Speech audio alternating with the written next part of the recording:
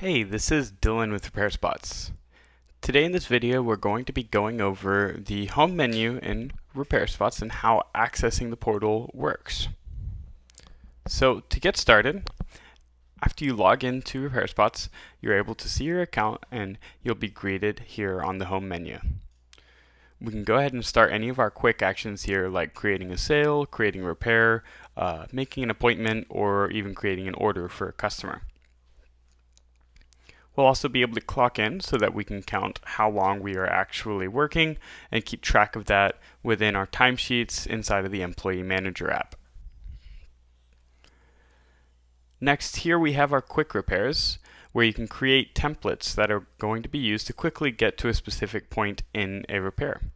So if you already know what parts in the repair are going to be included and what device you're going to be working on, say for example you frequently are working on iPhone 12 LCD replacements, you can go ahead, select the repair type for this, and choose the device that's going to be worked on and the problem we're fixing. So let's go ahead and say iPhone 13 LCD. Next we can go ahead and add parts to this. And save it. Alright, now we've gone ahead and created a new quick repair. So just like that, we'll have our iPhone 13 quick repair that we can go ahead and create from that point.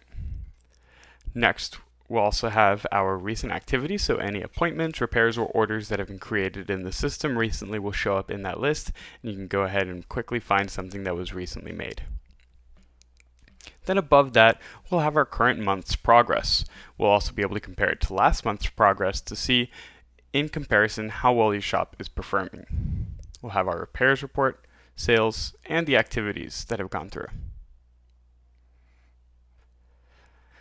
On the left-hand side, we'll have the menu for where all of the different features are, so you can go ahead and access any of our important features.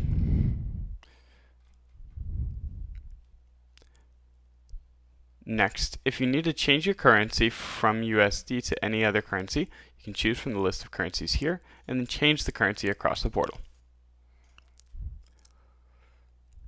And as for access, you'll be able to, as long as store mode is on, sign out and log in with your employee code. So let's go ahead and sign out of our employee.